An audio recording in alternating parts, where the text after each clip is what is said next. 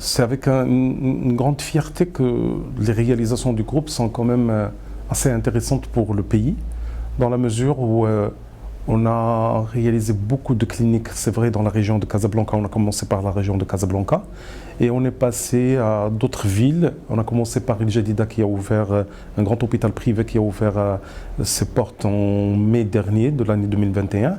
Et là, on s'apprête à ouvrir plusieurs hôpitaux privés à l'échelle nationale pour bientôt. Tanger, un grand complexe pour le mois de mai, Agadir pour le mois de juillet et Salé pour le mois d'octobre et ainsi de suite. Donc le bilan il est très positif. On est à quelque chose comme 9 établissements qui sont à la disposition de la population. Ce sont des établissements répondant aux normes internationales et j'insiste là-dessus, avec bien entendu toutes les spécialités et les pathologies qui peuvent être prises en charge dans les règles de l'art et dans les meilleures conditions.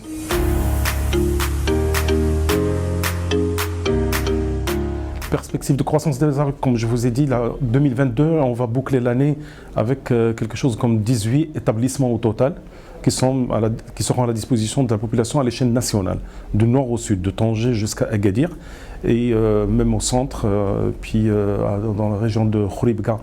Peut-être que ça va déborder sur 2023 pour Khouribga, mais par contre, là, toute la côte de Tanger, Salé, Agadir, Safi, Bouskoura dans la région de Casablanca, tout ça, il va voir le jour en 2022 et à partir de 2023 il y aura d'autres projets, Mohamedia, Tétouan, Khouribga peut-être qui va déborder sur 2023 et puis Fès, on est en négociation pour l'acquisition d'un foncier à Fès actuellement.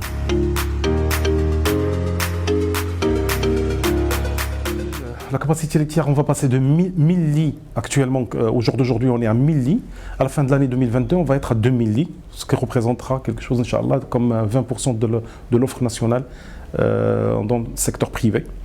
Et l'investissement cette année, entre 2021 et 2023, on va investir quelque chose comme 1 milliard de dirhams entre partie foncière qui appartient à Clital Immo, qui est un bras qu'on a créé pour la partie immobilière, et la partie exploitation.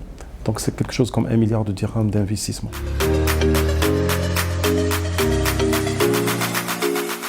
Le livre blanc, c'est une méthode qu'on voulait partager avec les acteurs de la santé, que ce soit des confrères ou bien même des acteurs investisseurs dans le secteur, parce qu'on voudrait quand même rehausser l'image du secteur aux yeux de la population générale, dans la mesure où ce sont des expériences qui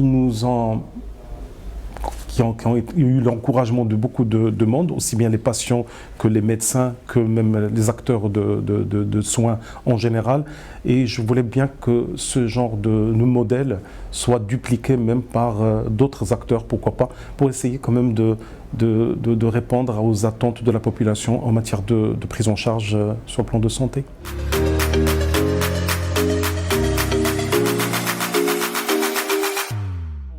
Pour répondre à votre question, le groupe effectivement a été créé en 2017. Par contre, la première clinique qui rentre dans mon expérience personnelle, c'est la clinique Jalada, que j'appelle la grande dame ou la clinique mère. Elle date de 2011. C'est ma première expérience qui m'a fait capitaliser énormément sur le plan de prise en charge et de savoir-faire et de beaucoup de choses.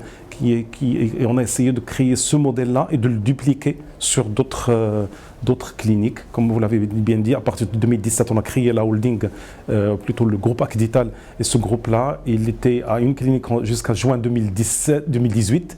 Et à part entre juin 2018 et juin 2021, on est passé à 9 établissements, en passant de 100 lits à 1000 lits. C'est-à-dire qu'on a multiplié notre capacité laitière par 10. Et ça va être le cas x2 à partir de fin 2022. C'est-à-dire on passera à 2000 lits à la fin de cette année, Inch'Allah. On a créé quand même un modèle. Et ce modèle-là, Et avec bien entendu un groupe qui se trouve en haut, qui est le cerveau en quelque sorte. Et ce modèle-là, on a essayé de le dupliquer sur les différentes filiales. C'est avec une charte Acdital, avec un modèle, et on a avec une organisation bien déterminée, bien définie. Et il y a une stratégie globale qui est décidée, bien entendu, au niveau du top management. Je suis entouré d'un comité de direction qui est quand même fait de majorité de jeunes trentenaires qui sont assez dynamiques et qui m'accompagnent pleinement, avec bien entendu aussi des conseils juridiques, des conseils financiers, des conseils en matière de management en général, qui m'apportent beaucoup. Et ça, je ne suis pas le seul, hein. C'est une équipe, c'est un travail d'équipe. Il ne faut pas croire, je ne suis pas un surhumain, je suis un être humain normal, certainement je déborde d'énergie et je fais mon travail avec beaucoup de passion. Et ces investissements, je les fais avec gaieté de cœur. Je voudrais rendre service à mon cher pays, Maroc. Et je ne suis pas le seul à le faire. J'ai eu la chance d'être bien entouré, alhamdoulilah.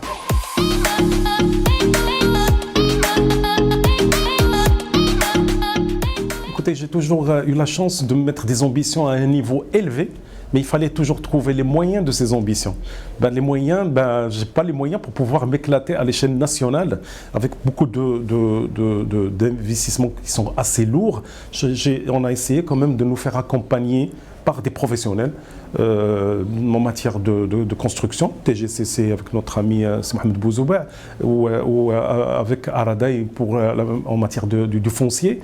Donc on a mis les ambitions avec un niveau très élevé, mais on a accompagné ces ambitions par les moyens, en faisant des partenariats et en faisant créer même un bras immobilier qui s'appelle Acdital Immo, en faisant appel à des professionnels, et on a fait garnir notre tour de table par la présence de Aradaï et par BFO, en la présence de Mohamed Bouzouba.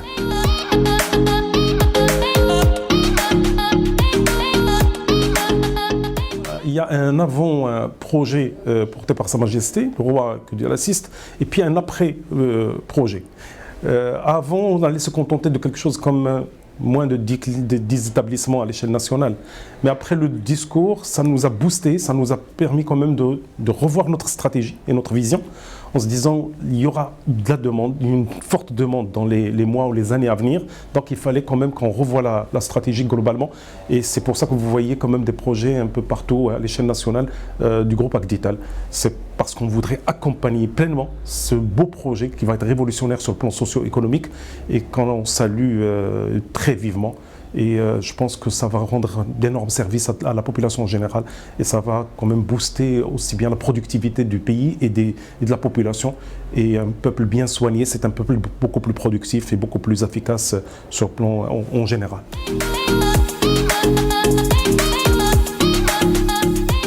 C'est un grand rêve qu'on est en train de voir se réaliser, le fait d'assainir cette relation par la présence d'une assurance maladie obligatoire, c'est-à-dire que le patient ne va pas payer de sa poche la totalité de soins.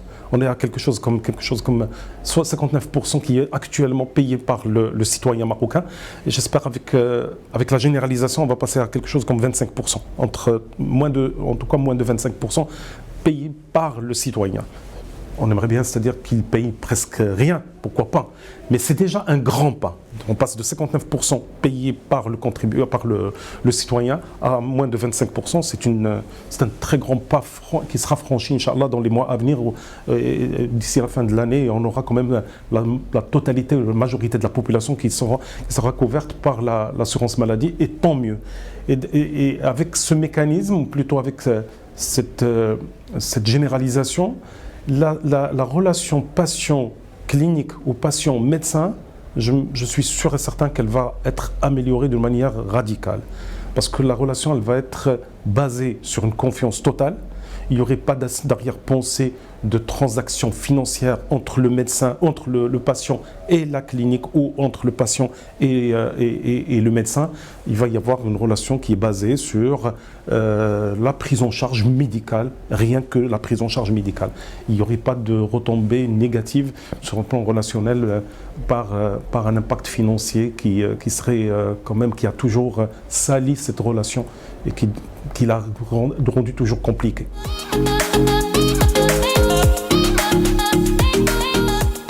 les verrous, déjà, la généralisation, ça va être un grand verrou qui va sauter, hein, la généralisation de l'AMO. Ça, c'est le premier. Puis, il faut faire accompagner cette généralisation par des faits qui sont très importants, par des mécanismes, surtout la révision de la tarification nationale de référence qui est caduque, qui date de 2006 et qui ne répond plus maintenant aux attentes de la population médicale, on va dire. Parce que là, quand même, une prise en charge en réanimation qui est évaluée ou valorisée à 1500 dirhams en 2006, c'est une réanimation lourde. Une vraie réanimation, une prise en charge en réanimation, c'est du 7000, 8000 dirhams jour. Il faut être réaliste. J'espère qu'il y a je pense qu'il y a même un engagement de la part du ministère pour revaloriser cette tarification dans les mois à venir. On parle même à partir du mois d'octobre 2022. Je pense qu'il va y avoir une bonne remise à jour de cette tarification qui va permettre quand même d'accompagner pleinement cette révolution en matière de généralisation de l'AMO. Ça, c'est un facteur très déterminant pour diminuer l'impact du ticket modérateur qui va être quand même assez consistant avec une tarification ancienne et qui ne répond plus aux attentes. Il y a toujours la part adhérent qui est assez impactante et assez négative sur la poche du citoyen. Donc avec une revalorisation, je pense que l'impact serait que positif sur le ticket modérateur payé par le malade.